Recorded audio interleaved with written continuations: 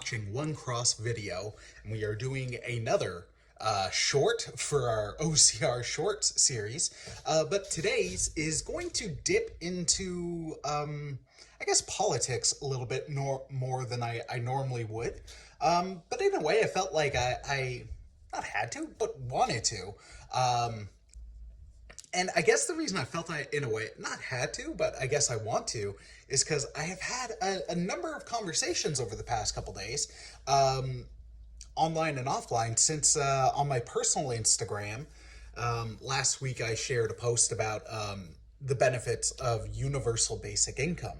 And that's something I'm a big supporter of, going forward for Canada.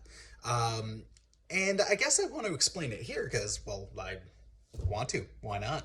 And also, it might be interesting to you guys, especially y'all in other countries.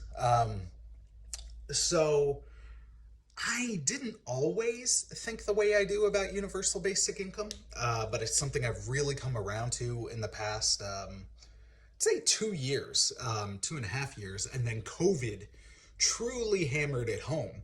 Because once we saw the benefits of the CERP towards people, it's like, when y'all say, let's get back to normal, to me, it's like, I was seeing a lot of things that weren't working before, and then got blown out the water as clearly not working during COVID. And we need to learn from that and not go back to it. And this is, to me anyway, one of those things. Now, I'm not going to say to anybody, like, you're wrong if you don't think universal basic income is a good thing, or you're a terrible person or bad. No. Like, I'll disagree with you. And I'm curious I'll be curious how you've gotten to that conclusion, because some of my own biases and conclusions have been truly challenged and shot down over this time and looking into it. So I'll just dive in. So part of it is, one, I've worked with so many non low income people who can't get out of the system. um, and the system that's there, like, people will be like, well, we already have social benefits and all that. They're not enough. Like, this isn't to pick on anybody anywhere, but someone saying, like, oh, well, it's plenty. Yeah, when you live in, like, a small town near Sudbury, where the cost of living is like $700 a month. Sure, there it's enough. But in most places in Ontario, but I'll cite my city, Hamilton, and my former city, Toronto, both have like some of, if not the highest costs of living in the country. Your average bachelor apartment, is at least 1,000, if not 1,100 or more a month. Social benefits are like $700 if you're on one, and if you're on two, great, you just made rent. You just barely made rent. You didn't get enough for food, so you're gonna have to hit up food banks, which people are challenging. And there's a limit to what food they have access to. They can't get bus funds, so they can't get out to the apparent job interviews, which people say, well, there's enough jobs, when factually speaking, there is not.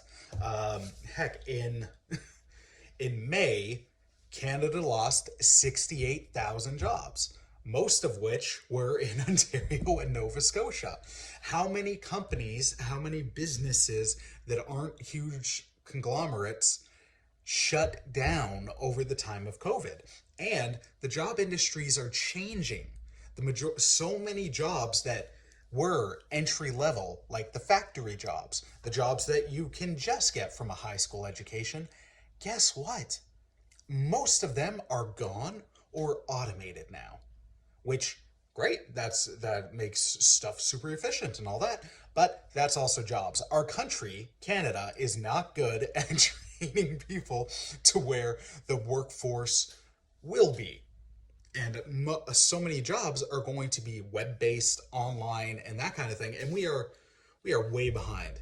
And also, speaking as somebody who's been job hunting for months now, the jobs available, people can now afford to be so super picky that I've applied to, I don't know, 20 jobs, 24 jobs in the past 2 weeks, 3 weeks, and I'm getting no through all of them. And the other ones that I can apply for, they're looking for 10 years experience in what I do. Great, I have that. They're looking for, and it's a requirement, not a would be great. It is an absolute requirement for minimum your bachelor's, if not your master's. And the master's one is becoming much more frequent. So these are limiting factors. So many people are in debt because the insane, absurd cost of our college education system. Other companies, as they downsized during COVID, part-time jobs in a way increased, but it's because full-time jobs were getting eliminated. So it's not like there's any actual new jobs. So we're coming to a point where there's not enough work for a grand amount, a huge chunk of the population. Also, we're hitting the absurd reality that there are single parents or two parents working 2 or 3 jobs amongst the both of them just to make ends meet to provide for their children. This isn't how it should be. Like, yes, you can absolutely say it like, oh, some people will abuse this. You are correct. I'm not going to tell you otherwise. But it's not going to be the majority. And that small minority, you don't cancel this for everybody else because of that small minority. Another thing that I've seen people say, like, hey, we're not sure about it because we feel like it's gonna wreck the economy. That's not true, or at least a lot of economic experts will argue that that is not true. Cited by UBIworks.ca, which also talked to, the Canadian Centre for Economic Analysis. So it's not just people supporting their biases. They are looking at basic income could grow Canada's economy $80 billion a year, which is more than Canada's tourism and hospitality industries, which took a huge hit during COVID. That's bonkers. So the idea of, oh, this will tank the economy, it doesn't hold much merit. Also, like, let's look at some demographics and stuff. So here's some metrics and the ideas of the benefits. So the idea would be everybody would get $24,000 a year, just straight up. That being $500 a week, so $2,000 a month. I have no idea how they pay it, if it would all be in one lump sum or once a week, here's 500. That will get figured out later. However, let's go into it. So the idea would be 3.2 million families would be lifted above the poverty line. That's wonderful. 129,000 lone parent families would be lifted above the poverty line, leaving none remaining below the poverty line. That's awesome. It would increase income on average for 2.3 million families in the lowest income bracket. The 1.7 million families in the second lowest income bracket would see a 114% increase, and the 3.3 million families in the third lowest bracket would see a 21% increase on average. This benefits everyone. And that's that's why I'm a huge fan of it. I don't see a wrong here.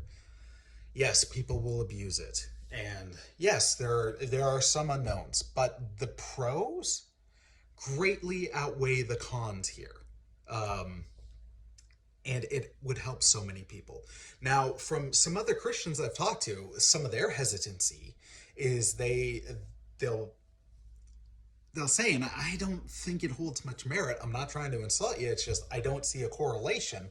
Um, it's almost like, well, this makes people dependent on the government, and it creates the government as the savior. To which I'd say it. I don't think it does. And to a by and large extent, in our countries, in our Western countries, we are already dependent on the government for so many things. It's why when things aren't going well, we protest them. Uh, and that could be a whole kettle of fish. And just because someone could view it that way, that doesn't mean it's all bad. And then I'd say we need to talk to the few who do that and be like, look, they ain't saving you. Like, they're helping you, but they're not your savior. Um, yeah, so I just wanted to share some of that stuff. To me, I'm sharing the facts. Again, I'm not trying to sway you, or guilt you or anything like that. I'm just sharing, one, my heart, but then also, two, hopefully some stuff that will, as I've talked to people, there's a lot of information about it, but because of the day and age we live in, so much of it is just like, well, you're getting it from there and that's biased and all that, or automatic skepticism of almost any any news or reporting website, let alone like not even the bad ones, not even the clearly biased ones. Like it's seeping into everything. So I hope that you trust me in weeding out biases, because I try that as hard as I can.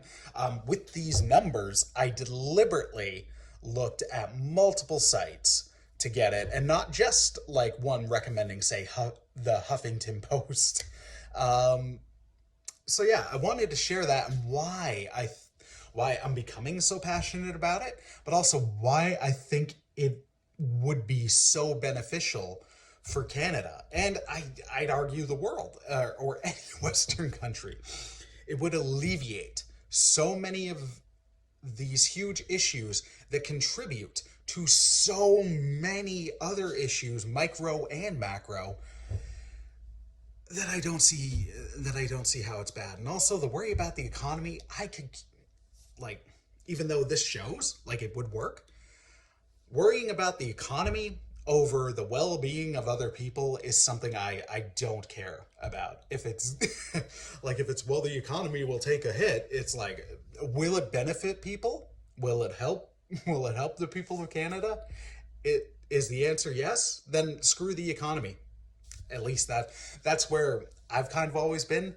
But thankfully, this also argues, and experts argue and show that it would benefit the economy. So yeah, I hope you found that interesting. I might do some more political takes with the shorts, but I don't always want it to be politics. And with that, like, again, I'm not trying to beat up on you. Just share some information in a loving way, but also a firm way.